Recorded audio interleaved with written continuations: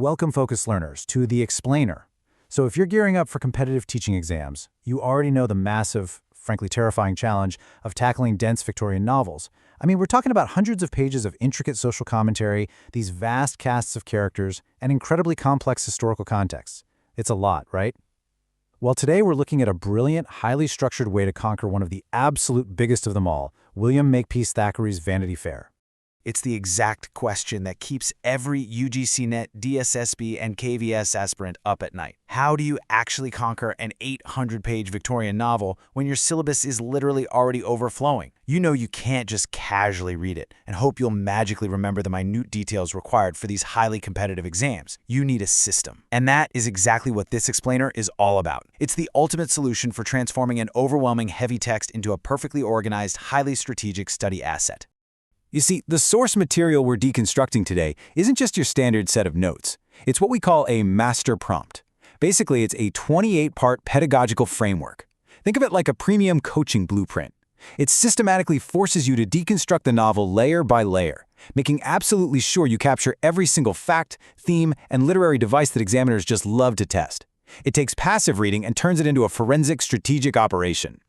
Okay, let's dive into this. We are taking those 28 overwhelming parts and organizing them into a clean, strategic 6-part roadmap.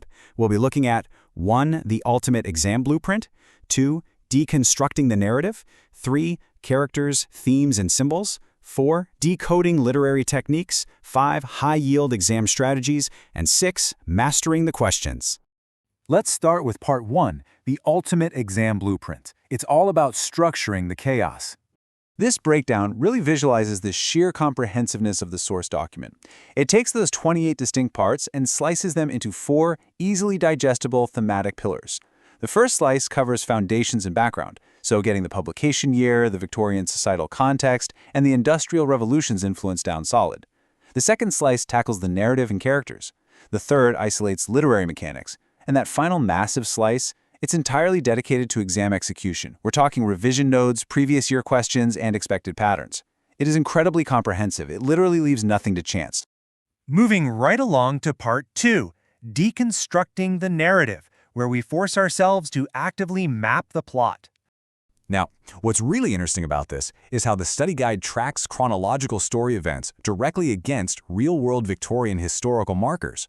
You aren't just vaguely memorizing what happens to the characters. You are pinpointing the exact publication date, precisely when the narrative begins, how that aligns with major historical events, like the Battle of Waterloo, and exactly when the story reaches its resolution. This dual timeline is an absolute game changer because competitive exams frequently test your ability to place fictional events within their real-world historical context. But hey, the chronological timeline is just the starting point. Look at the macro to micro pacing required here. You're asked to construct a one-line summary, right? Then you expand that to 100 words, then 300 words, and finally drill all the way down to a forensic chapter-by-chapter summary. It even demands a cause and effect chart. This ensures that whether a question asks for the broad, overarching stroke of the novel or some granular, tiny detail from Chapter 15, you have an organized mental framework ready to pull from. Let's shift to Part 3, characters, themes, and symbols, the absolute bread and butter of these exams. And this brilliantly illustrates exactly how you need to organize your character data. The blueprint specifically highlights frequently confused facts and demands a side-by-side analysis of character foils. Take a look. On the left, we have Becky Sharp. Ambitious, manipulative, the ultimate seeker of social mobility.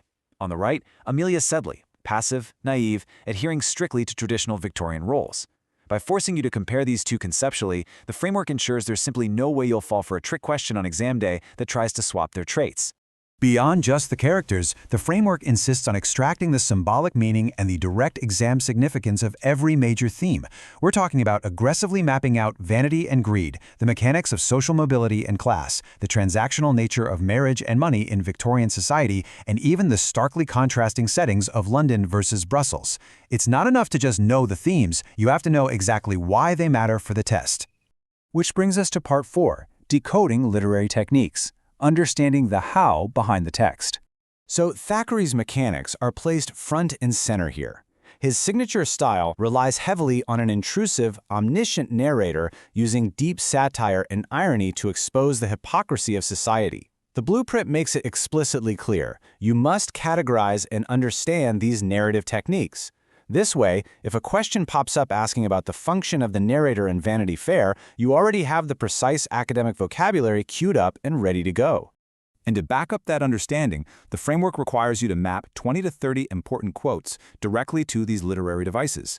You need rock-solid examples of irony, satire, metaphor, allegory, and foreshadowing, along with the context of who said what and, more importantly, why. It even prompts you to create unique memory tricks and revision hacks for exam day, making sure these literary devices are permanently locked into your brain. All right, Part 5, High-Yield Exam Strategies. This is where we move into pure tactical preparation. I absolutely love this part. It outlines a super aggressive countdown revision technique.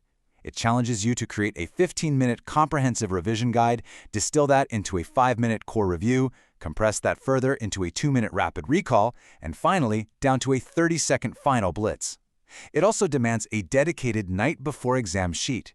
This ensures that no matter if you have hours or literally just minutes left before the paper is in front of you, you have a perfectly tailored revision asset ready to deploy.